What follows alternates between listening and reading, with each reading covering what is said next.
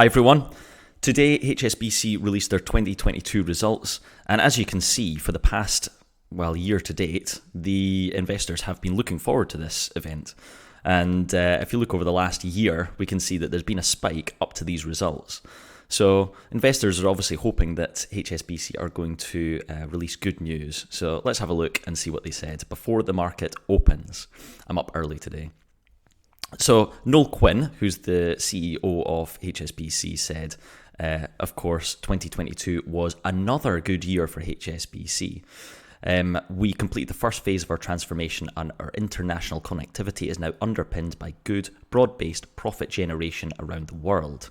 This contributed to a strong overall financial performance.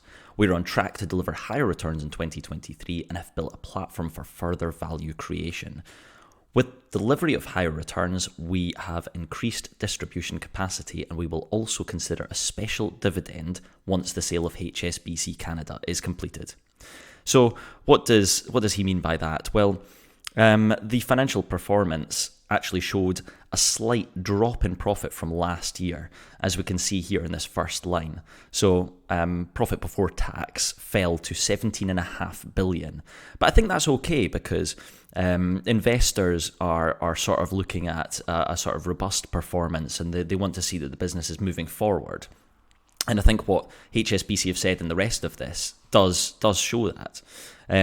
And the figure that we're interested in on this channel is the profit after tax. So reported profit after tax increased to 16.7 billion. So that's round about 15 billion in pounds in sterling. Giving an unorthodox investor return percentage of roughly about 12%. So that's we'll put that on the leaderboard later on. So reported revenue increased to 51 billion, and the thing that we kind of most want to look to in this figure is interest income. So if we flick down to the interest income, so we can compare. This is what we want to have a look at. Total interest income for HSBC for the year.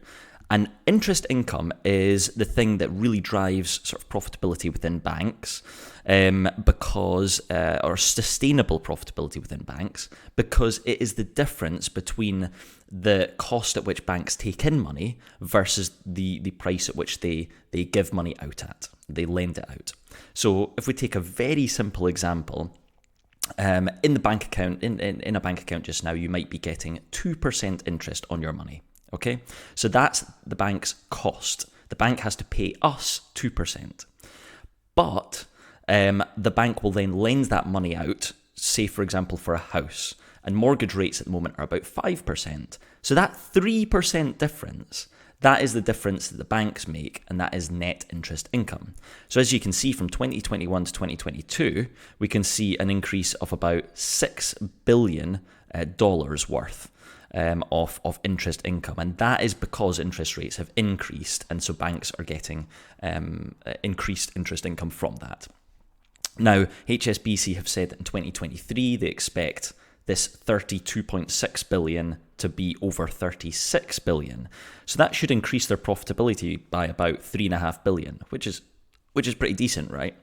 As long as they can keep their cost base low. So we should expect to see this across all of the banks, not just HSBC. Any bank that's lending a lot of money should be able to get quite significant returns from these interest rate increases. So that's something to watch out for, because banks should do quite well this year, well, over the coming years, really, to be honest. And then the other thing that I wanted to show you guys was the dividend. If I could actually spell dividend. So if we have a look, we have got, here we say we are able to pay a second interim dividend of 23 cents per share. Now, when you calculate that at today's price of about 622 pence per share, that is equivalent to a 3% capital return, which is pretty hefty for these big companies. Usually we're talking about 1% per quarter, something like that, 4% for the year. HSBC is paying 3% all in one go. So that's pretty chunky. So we'll see if investors like that. I mean, the market's not open today yet, but I think it's surely a good sign. And further on, it says here, I did a video about this before. HSBC are planning to sell their business in Canada to the Bank of Canada, and that comes in, I think, at about $13 billion dollars worth of cash, which HSBC are going to receive, and they're going to pay a chunk of that back to shareholders as a special dividend of 21 cents per share. So that's almost another 3% being returned as a special dividend.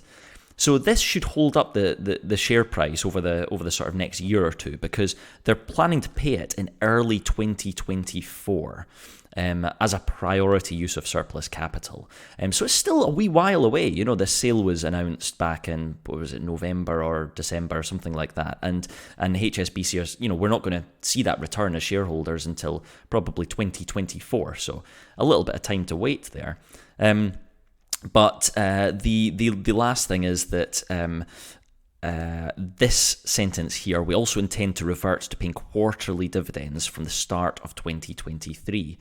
So that is roundabout from the start of May, essentially. HSBC should revert to quarterly dividends. We're probably expecting roundabout 7 cent a quarter dividend payment, with final payment being a bit higher, maybe around about the 20 cent mark. But we'll just have to see. Like, nothing is clear with HSBC at the moment, and that's what's really confusing shareholders. Is they're saying, oh, we're going to pay a special dividend, we're going to pay, you know, like consideration of share buybacks. Like, nothing's really clear. Oh, we will consider to do this. We'll pay a quarterly dividend, but you don't know what it is. So it's always a bit confusing with HSBC at the moment, but their market cap is around about £123 billion, which is about $150 billion. So yeah, that's about a PE ratio of about 9, and an unorthodox investor percentage payout of about 12%. That's the results. That's the most important part of the results. Feel free to dig through. I'll put this link in the description below, so you can click on it and have a read through the results if you want to in more detail. Of course, do your own research. I just wanted to give a wee overview of the most important parts, so you understood kind of what might happen when the stock market opens today, and how HSBC might do over the coming year. So hope you enjoyed that, and it's very early, so I've got to get to work. So enjoy the rest of your day, and see you on the next video.